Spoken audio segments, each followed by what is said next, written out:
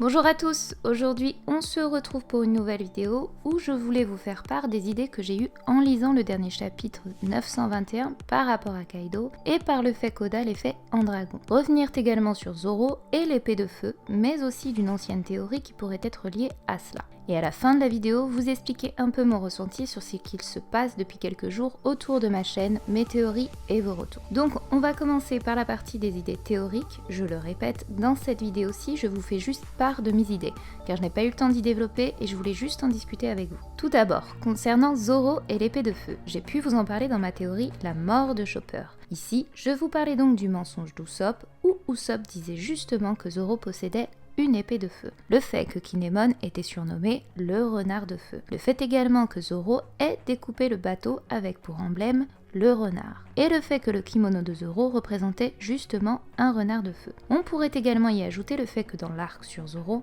on apprend que celui-ci aurait tué un loup roux, selon l'anime, appelé Soro, appartenant à Hermep, me rappelant ainsi le renard roux puisque dans le manga, il n'est pas précisé qu'il s'agissait d'un loup, mais seulement dénommé comme un animal dangereux. Mais ce qui est intéressant désormais dans ces derniers chapitres est que le lieu de la bataille décisive va se dérouler à Onigashima, aussi appelée l'île du démon. Mais surtout, cela se fera pendant la fête du Festival du Feu. Et ce festival au Japon porte le nom de Kurama no I Matsuri. Kurama, aussi connu dans le manga Naruto comme étant Kyuubi, soit le renard à 9 queues. Ce qui pourrait nous donner un nouvel indice sur le fait que Zoro puisse bel et bien obtenir l'épée de feu à travers le festival Kurama. Et personnellement, j'adorerais voir Zoro utiliser l'esprit de Kurama comme c'était le cas avec Shiva, prenant le feu qui émane de toutes les torches du festival et on y verrait Kurama dans le fond pour faire un petit clin d'œil à Naruto. C'est vraiment un truc que j'adorerais voir. Là, c'est la fan de Naruto qui est en moi qui parle. Bref. Passons désormais à la page mythique de ce chapitre, celle qui a propulsé One Piece en tendance sur Twitter. Bien évidemment, il s'agit ici de la forme de Kaido en dragon. On peut voir que son design est typiquement oriental, rappelons ainsi tous les clins d'œil qu'Oda a pu insérer à travers les différentes covers par le passé. Et qui dit dragon oriental me dit forcément dragon chinois, puisqu'il est le plus représentatif de tous. Et ce détail est important car cela pourrait nous permettre de lier cela à la légende des 4 rois dragons chinois. Alors c'est juste une idée vu que j'ai pas trop le temps de développer ça, mais cela pourrait signifier qu'il n'y aurait non pas seulement 2 dragons, soit Momo et Kaido, mais 4 au total, et pourrait porter un message bien précis dans l'histoire de One Piece. Car il se pourrait qu'ici, Oda veuille dénoncer la modernisation à travers la mondialisation, l'écosystème et l'esclavagisme fait à travers la stratégie économique d'industrialisation rapide. Pour résumer, mettre en lumière ce que l'on surnomme les 4 dragons d'Asie. Explication. Luffy semble grandement être inspiré du personnage de Son Wukong, appelé aussi le roi singe. Et c'est à travers l'histoire de ce singe qu'on peut voir apparaître les 4 rois dragons nommés les 4 Long Wang. Ils sont dans la mythologie chinoise les souverains des 4 mers entourant la terre du centre. On va donc pouvoir faire un comparatif des dragons qui pourraient apparaître dans One Piece et dans la légende des 4 rois dragons. Libre à vous ensuite de voir si vous pouvez interchanger certains au niveau de leur couleur et qui pourraient correspondre davantage à tel et tel personnage dans One Piece. Car pour l'instant, comme je l'ai dit, c'est juste une idée. Donc, le roi dragon noir ou le dragon sombre avait en charge la partie nord et représente l'esprit de l'hiver. Il donna au singe Son Wukong ses chaussures de nuages. Je dirais que je l'associerais assez bien à Kaido, l'hiver me rappelant également l'île où Kaido se trouvait. Nous avons ensuite le roi dragon blanc. Il avait en charge la partie ouest et représentait l'esprit de l'automne. Ici, cela pourrait vous surprendre, mais il pourrait s'agir du shogun. Car souvenez-vous, avant d'entrer dans le Nouveau Monde, juste après l'île des hommes poissons, l'équipage a été pris dans un tourbillon, appelé le White Storm, aussi nommé le Dragon Blanc. Mais surtout, le titre de ce chapitre avait pour nom le shogun. En troisième, nous avons le roi Dragon Rouge. Il avait la charge de la partie sud et représentait l'esprit de l'été. Il était le frère du dragon vert, le singe obtenu son chapeau en or rouge. Ici, je dirais Momonosuke. Sa couleur est rose en effet, cependant, il est à l'état de bébé dragon. Par la suite, il est possible qu'il devienne rouge s'il mue ou utilise un pouvoir de feu ou une chose similaire. Et enfin, le roi dragon vert avait en charge la partie est et représentait l'esprit du printemps. Il était le plus grand et le plus important des 4 rois dragons. Le singe obtenu une énorme barre de fer qui avait séjourné 1 millier d'années sous la mer. Alors, c'est ici que tout devient complexe. Quand j'entends dragon vert, je ne peux m'empêcher de penser à Dragon, ce qui fait également écho à la théorie de Goji par le passé, selon laquelle Dragon serait ce fameux dragon vert.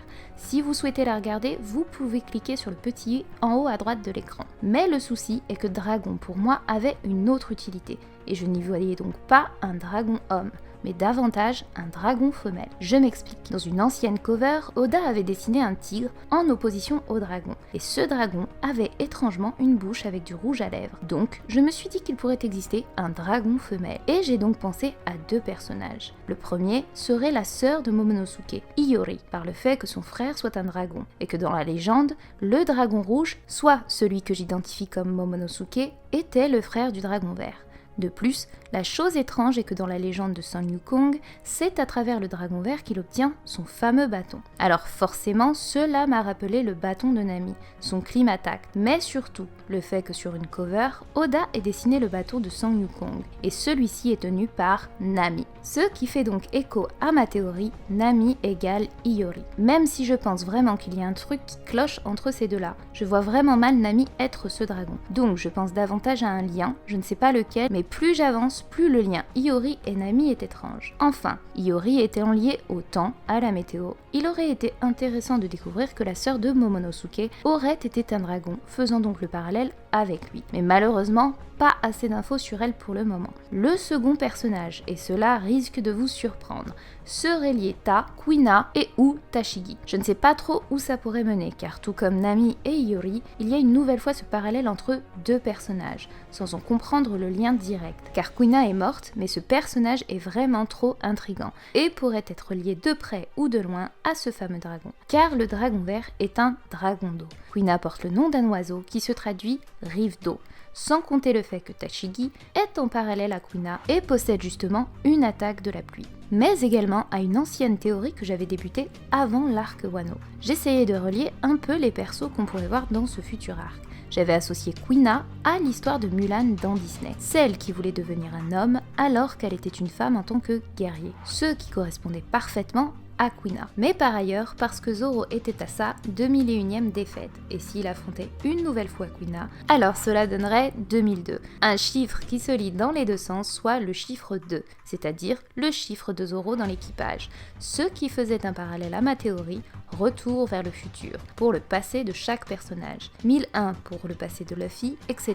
Mais également parce que dans la légende de Mulan, celle-ci est tuée par sa propre épée. Cela aurait donc fait un beau parallèle au scan récent car Oda fait référence aux 9 samouraïs au fourreau rouge, ce qui m'a rappelé forcément l'insigne du père de Kuina. De plus, Mulan est accompagnée d'un petit dragon de feu, appelé Mushu dans Disney, et l'accompagne partout. Ce qui aurait alors donné un affrontement entre Kuina versus Zoro, soit le 2002e affrontement, et Zoro aurait alors tué Kuina avec l'épée Wado Ichimonji, soit comme dans la légende de Mulan où elle est tuée par sa propre épée. Et pour vous expliquer un peu cette théorie du passé, je l'avais écrite en avril à peu près. Elle était liée à celle de Luffy égale empereur, celle que l'on doit publier dans les prochaines semaines sur la chaîne de Goji. Dans cette théorie, j'expliquais comment Luffy allait devenir le véritable empereur de Wano, et à la fois le 5e véritable Yonkou. Et j'avais associé cela aux 3 trésors impériaux lors du sacre de l'empereur. À ce moment-là, j'imaginais donc que Zoro allait combattre un dragon comme dans la légende de Susanoo. C'est-à-dire que dans cette légende, Susanoo avait récupéré dans le corps du dragon la fameuse épée qui fait partie des 3 trésors de l'empereur.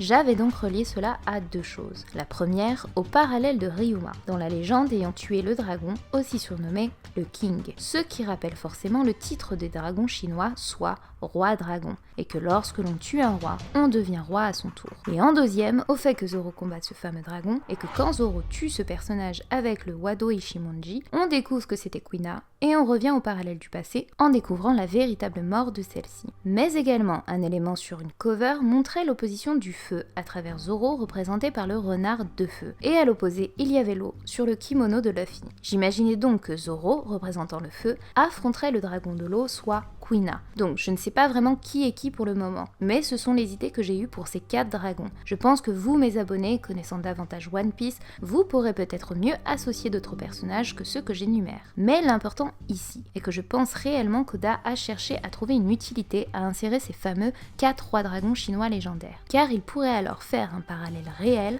à ce qu'on nomme les 4 dragons asiatiques, qui est une expression faisant référence aux 4 États d'Extrême-Orient à forte croissance industrielle comprenant la Corée du Sud, Hong Kong, Singapour et Taïwan. Pourquoi je dis tout cela? Car Oda pourrait faire une corrélation entre 2 légendes et celle des dragons asiatiques. D'une part, à travers l'expression des dragons asiatiques qui représentent l'industrialisation, puis à celle de la légende des 4 rois dragons chinois en parallèle à celle du mythe japonais. Car avant de quitter l'île des hommes poissons, on découvre plus en détail le palais de Neptune et la fameuse histoire de Joy Boy. Et ce palais fait écho au véritable palais de la légende japonaise, le palais Ryugu, situé au fond de l'océan, là où les 4 dragons demeurent. Selon la tradition, leur puissance résiderait dans un joyau sphérique qu'ils tiennent dans une de leurs pattes. Ce passage est intéressant, car comme je l'avais expliqué dans mes précédentes théories, je faisais référence au fait que le Tamatebako aurait pu être offert par Wano aux hommes poissons. Et c'est justement après l'arc des hommes poissons que nous entrons dans le fameux Nouveau Monde. Oda y insère immédiatement le dragon blanc, aussi appelé Shogun. Quand ils parviennent enfin à entrer dans le Nouveau Monde, ils débutent directement avec Kinemon au téléphone, introduisant ainsi Wano dans l'histoire. Ils vont ensuite sur Punk Hazard, une île que l'on pourrait considérer comme une centrale nucléaire, où la chimie et expérience règnent en maître, et une nouvelle fois liée à Wano à travers Momonosuke, Kinemon, etc. Vient ensuite Dressrosa, où est exposé le travail forcé à travers les usines de Kaido. Puis, dans l'arc Zou, on voit le parallèle des animaux à travers les mink, se faire gazer par Jack. Et aujourd'hui, à Wano, on retrouve ce même souci des usines défigurant ainsi le paysage et polluant l'eau. Je pense qu'il est une véritable dénonciation de ce que représente l'industrialisation dans notre monde. Les conditions de travail inhumaines des pays asiatiques à fournir toujours plus. D'ailleurs, on peut noter le fait qu'Oda utilise les tontata comme représentation des ouvriers. Il leur dessine un abdomen qui pourrait être une métaphore aux insectes et plus précisément aux fourmis et aux abeilles que l'on nomme justement les ouvrières et qui dédient justement toute leur vie à travailler, sans oublier les dégâts que les usines, les centrales nucléaires causent à notre monde. Ce fameux nouveau monde fait de technologie et d'évolution. D'une part, à travers Punk Hazard lorsqu'une centrale explose et les conséquences désastreuses que cela occasionne sur les êtres vivants et la Terre elle-même, et le Slim en est la preuve. Et de l'autre, les usines représentées par exemple à travers l'eau polluée à Wano et le travail forcé à Dressrosa. J'ai véritablement cette impression et ce sentiment de voir un parallèle entre les civilisations antérieures comme avec Skypiea et les Aztèques, l'Égypte à travers Alabasta et ce contraste quand nous rentrons dans le Nouveau Monde et que nous y voyons toute cette nouvelle ère de l'industrie. On y voit d'ailleurs ce contraste à travers Wano qui lui représente les coutumes ancestrales et traditionnelles du Japon, coupées de toute cette fameuse technologie. En somme, il se pourrait que ce Nouveau Monde soit une dénonciation de l'ère industrielle, le toujours plus, vouloir plus, et qu'Oda met en parallèle à travers les mythes et légendes anciennes, et donc que nous pourrions voir ces fameux 4 dragons. Ceci était donc la partie hypothétique de ce dernier chapitre de One Piece. Désormais, je voulais vous faire ce petit message de fin pour expliquer les changements qui vont advenir de ma chaîne suite aux messages que j'ai pu recevoir. J'ai bien pris en compte donc tous vos retours sur cette dernière vidéo. Certains sont perdus dans mes théories et ne comprennent pas forcément où je veux en venir. J'ai donc pris en compte toutes vos remarques et quand j'ai regardé mes vidéos, je dois admettre que je me suis dit « Bon, ils ont raison Nina, qu'est-ce que t'as foutu ?» Comme j'ai la suite de toutes mes théories en tête, c'est vrai que je sais où je veux aller, je comprends pourquoi je mets telle ou telle chose, mais quand j'ai regardé mes vidéos avec un œil de lectrice, d'un abonné, j'ai compris vos remarques et il est vrai que ça doit paraître confusant pour certains car il y a beaucoup d'infos à retenir et c'est complètement de ma faute. Parfait que je voulais pas reproduire la même erreur avec la théorie sur la Pangée, le chapeau sous Marie-Joise ou encore Orochi qui ont été dévoilés dans le manga avant que je puisse publier la théorie. Du coup, j'ai essayé de me dépêcher en mettant des informations qui n'étaient pas forcément nécessaires pour le moment parce que j'avais peur que ça soit dévoilé dans le manga et que moi, en contrepartie, j'ai pas eu le temps de le dire en vidéo. Du coup, ça en a perdu certains et sincèrement, j'en suis navrée. Je préfère vraiment prendre le risque de perdre ces théories et vous expliquer plus tard du pourquoi, du comment j'ai lié ça et ça, plutôt que vous, mes abonnés, certains ne puissent plus comprendre mes théories en cours parce que je sais que je vais aller beaucoup plus loin après et ça risque vraiment d'être compliqué pour tout le monde. Du coup, je vais mettre en pause les théories après avoir publié la théorie sur comment j'avais imaginé le chapeau sous Marie-Joise et pourquoi j'associais ça à Saturne. Et après ça, je vais faire une grosse vidéo récapitulative de toutes mes théories sur Wano. Donc je pense 1 heure à peu près, j'aurai pas trop le choix. Vous pourrez la regarder au pire en plusieurs parties si besoin. Et dans cette vidéo, je vais vraiment prendre le temps de tout vous expliquer en détail, avec des mots-clés, du texte, des images, etc. Enlever les choses erronées, parce que j'ai remarqué que je me suis moi-même emmêlé les pinceaux dans la mythologie, etc. Et du coup, j'ai dû vous emmêler vos pinceaux à vous dans certains trucs. Je vais enlever aussi les choses inutiles, etc. Et je vous publierai un organigramme complet avec tous les liens établis, parce que vraiment, si un de vous est perdu, c'est que j'ai mal fait mon job. Clairement, j'ai mal bossé. Et moi, ce qui importe sur ma chaîne, c'est vraiment que tout le monde puisse comprendre et que mes abonnés arrivent du moins à suivre au moins un minimum mes théories. Parce que si j'en perds un quart en route, c'est pas la peine. Donc c'est un travail vraiment qui va me prendre du temps. Si vous voyez pas de théorie et que je réponds pas aux messages, vous inquiétez pas, c'est juste que je bosse sur ce truc un peu complexe. Donc voilà, en attendant vraiment, prenez soin de vous. J'ai reçu des messages magnifiques de personnes justement qui étaient perdues et qui s'en voulaient limite. Et qui s'excusait limite à ma place en me disant Nina, je suis désolée, j'ai pas compris. Ne vous inquiétez pas, j'ai pas du tout pris mal vos commentaires, bien au contraire. Je sais que c'était vraiment bienveillant et c'est même trop adorable. Je sais que j'ai vraiment une communauté en tout cas qui me suit, vraiment adorable. Je sais pas comment décrire en tout cas. Je sais pas comment ça se passe sur les autres chaînes parce que je connais pas vraiment les youtubeurs ou autres. Mais je sais qu'en tout cas, j'ai vraiment beaucoup de chance de vous avoir et vous êtes vraiment adorables dans vos commentaires. Merci en tout cas pour tout votre soutien, pour tous vos beaux messages. Prenez soin de vous et de toute façon, vous inquiétez pas, surtout pas. Non, je n'arrête pas les théories, c'est juste que je les mets en pause pour pouvoir en fait résumer les précédentes et que je puisse expliquer à mes abonnés qu'ils étaient perdus en fait. Tout ce que j'ai dit globalement et même pour vous, même ceux qui ont compris, ça vous permettra en fait d'assimiler correctement toutes les informations. Voilà, j'espère que cette vidéo là vous aura plu, je vous remercie et prenez soin de vous.